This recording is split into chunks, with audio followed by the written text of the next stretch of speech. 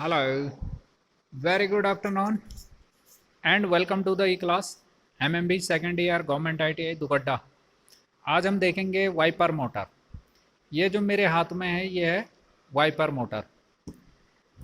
ठीक है, इसका ये कनेक्टर है जो एक इलेक्ट्रिकल कनेक्टर से जुड़ा रहता है और इसमें ये 4 पिन है और ये 4 तारें इस मोटर में यहाँ ये लगी हुई हैं। ठीक है, इसमें ये 2 तारें तो गई हैं मोटर में। ठीक है, ये है मोटर पीछे लगी हुई wiper motor assembly on stand. ये स्टैंड में रखी हुई थी, लगी हुई थी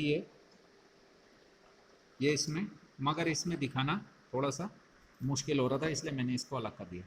ये जो है ये वाला हिस्सा तो कहलाता है वाइपर आर्म और ये है इसकी ब्लेड जो कि शीशे को साफ करता है। ये वाइपर का काम क्या है कि जब बारिश में और जब शीशा गंदा हो जाए तो उस समय यह शीशे को साफ करता है और इस तरह से चलता है। अब ये चलता कैसे है, ये देखो, ये है पूरी मोटर।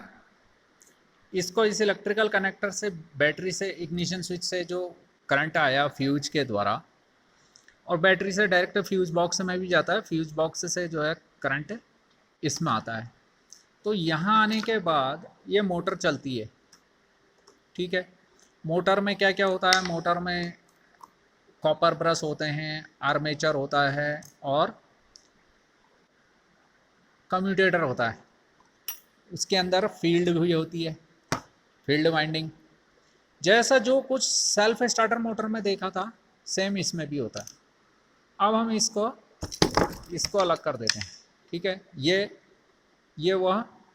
तो प्लेट है, कवर प्लेट है। अब इसके अंदर क्या क्या होता है ये देखो। जैसे ही वाइपर मोटर का दूसरा ले जो मैंने आइडेंटिफिकेशन वाला एक वीडियो बना रखा है गाड़ी में, जिसमें कि इसकी मैंने कल तुम्हें 3 पोजीशन बताई थी। एक पोजीशन है जिसमें कि ये हल्का चलेगा, दूसरे में थोड़ा सा स्पीड तेज़ होगी और तीसरे में बहुत तेज़ होगी। जब हम और उसी के साथ जो वाइपर के जो स्विच है, जो कम्बिनेशन स्विच है जिसमें कि ये 3 स्पीडों में चलता है, उसी को अगर ऊपर को उठाते हैं तो ऊपर को उठाने में एक पॉइंट चिपकता है और उससे क्या होता है, एक दूसरी मोटर चलती है। वो मोटर क्या है, एक पंप है। वह एक जो कंटेनर होता है उसमें से पानी को खींच के पाइप द्वारा छोटे से नोजल के द्वारा उसको विंड स्क्रीन पे स्प्रे करता है। और जैसे ही वो विंड स्क्रीन पर स्प्रे करता है तो वैसे ही ये वाइपर भी ऑन हो जाता है और 2-3 चक्कर या मोटर चल जाती है। ठीक है, तो इसका जो वर्किंग प्रिंसिपल क्या है, जब ये मोटर घूमती है तो ये देखो, ये मोटर के आर्मेचर के साथ जहाँ पर मेरी उंगली लगी है यह एक वर्म है। ठीक है, यह वर्म घूमता है और ये अपने साथ एक ये व्हील को घुमाता है। यानी मोटर तो स्पीड में चल रही है और स्पीड रिडक्शन के लिए क्या है, ये बड़ा गियर लगाया हुआ है। जब ये मोटर चलती है तो यह अपने साथ इस गियर को भी चलाती है। मोटर काफ़ी स्पीड में चलती है लेकिन इतना बड़ा गियर है, यह इसकी स्पीड को रिड्यूस कर देता है। जब यह स्पीड को कम कर देता है तो इसके साथ ही चला हुआ ये गियर, जब ये गियर चलेगा तो यह भी इसके साथ चलता है। ठीक है, ये वाला गियर जो है एक इस वाले गियर को चलाता है, 1 मोर क्वाड्रेंट, ये इसको चलाता है। ठीक है, जब ये मोटर चलती है तो ये वाला गियर इस वाले गियर को चलाता है और इस वाले गियर के साथ यहाँ पीछे ये वाइपर की आर्म लगी हुई है। ठीक है, और आर्म के ही अगले हिस्से में यह ब्लेड लगी हुई है। यानी ब्लेड जो है यह शीशे को साफ करती है और ये इस स्प्रिंग लोडेड आर्म के साथ यह फिट होती है। यह आर्म में यह एक स्प्रिंग है, देखो ये स्प्रिंग है और इसके साथ एक और लिंकेज लगा के कैंची टाइप की बना के दो वाइपरों में लगा दिया जाता है।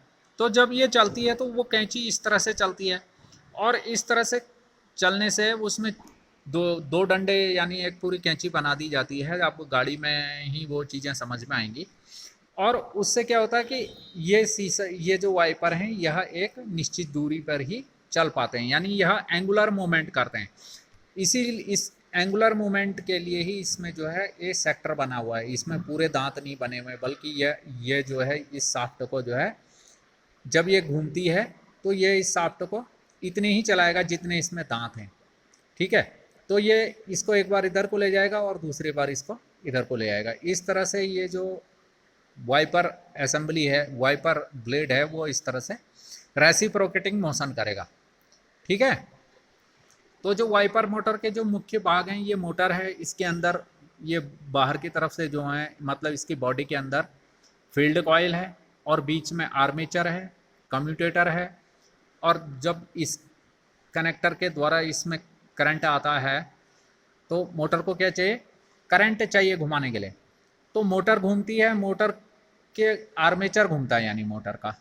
ठीक है ना, मोटर में जो रोटेटिंग पार्ट है वो है आर्मेचर, फील्ड कॉइल स्टैटिक रहती है। उसी आर्मेचर के आगे ये लगा है वर्म, यह वर्म इस व्हील को घुमाता है। इस व्हील, ये इसी व्हील के साथ लगा हुआ है ये सेक्टर शाफ्ट। ये सेक्टर शाफ्ट में कम गियर हैं, सेक्टर माने व्रतखंड, पूरा गियर नहीं है बल्कि यह गियर के कुछ ही दांत हैं। यह दांत इस वाले गियर को चलाते हैं।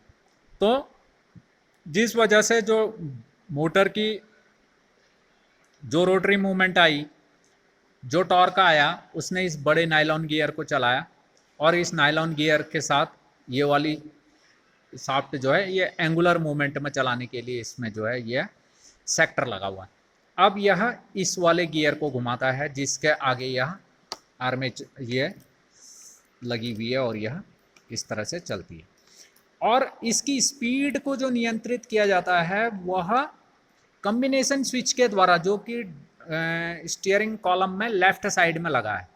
जो लेफ्ट साइड में लगा हुआ है वह है वाइपर मोटर का कॉम्बिनेशन स्विच, और जो राइट साइड में लगा है वह है हेडलाइट का। मगर किसी वाहन में वो ये उल्टे भी हो सकते हैं, मतलब लेफ्ट साइड में हेडलाइट वाला और राइट साइड में वाइपर वाला, ऐसा भी हो सकता है। नहीं तो जनरली क्या होता है, यह लेफ्ट साइड में होता है। और किसी वाहन में तो ये जो स्विच है ये आगे फिर आगे फिर आगे करके चलता है। किसी में उसी जिस तरह से हेडलाइट के कॉम्बिनेशन स्विच में स्थान होता है, यानी पॉइंट होते हैं, उसी तरह के पॉइंट उसमें भी होते हैं। और अगर रेजिस्टेंस ज़्यादा होगी तो स्पीड की, मतलब इसको मोटर को मिलने वाले जो करंट है वो कम हो जाएगा, तो मोटर कम स्पीड पे चलेगी। कम स्पीड में चलेगी तो ये वाला गियर उस स्पीड को और रिड्यूस कर देगा। इस वजह से जो वाइपर है वह हल्की गति से चलेगा, और जैसे ही सेकंड पोजीशन में लाएंगे तो रेजिस्टेंस कम हो जाएगी। रेजिस्टेंस कम हो जाने से वाइपर मोटर तेज़ गति से चलने लगेगी, आर्मेचर तेज़ गति से चलने लगेगा, और जिससे यह आर्म और ब्लेड थोड़ा तेज़ चलने लगेगी।